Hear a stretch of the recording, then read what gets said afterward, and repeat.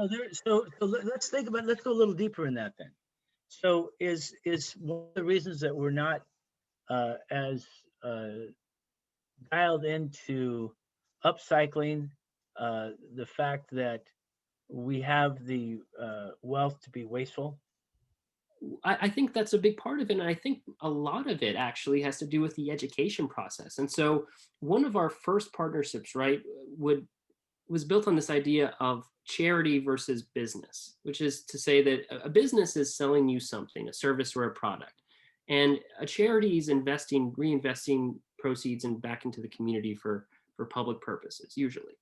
And so companies like Goodwill who are selling you services or products that are have also been used by someone else, right? They thrive on the idea of donated goods, uh, is proof positive that there can be a market for items, especially if they have a value, that someone will buy your used jeans at some stage for a reduced price because it still has life left. Hmm. It's just one example, right? And so we talked to junk removal businesses, and we thought about the idea that if you're going to hire someone to come into your house and remove something that the normal trash company wouldn't take necessarily, let's say you have a broken television or a broken couch, well, there's a value there somewhere in the goods that were used to create the couch, right? There's a strong, thriving market of used wood that can be recycled into other things, metal, maybe within the frame of the bed frame, within the couch or something like that.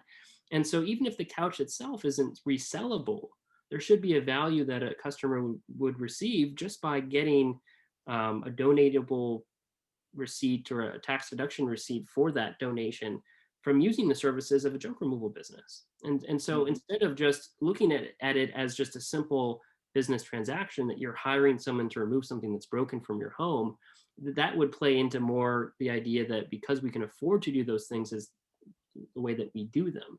But instead of educating the customer and saying, listen, what you're having us pick up today has a value to it, you could theoretically make more money based on getting rid of your stuff than actually just using the service at a base level value, right? And so I don't know if that makes sense on the Oh, it outside. does. It does. It totally does. Okay, so Andrew,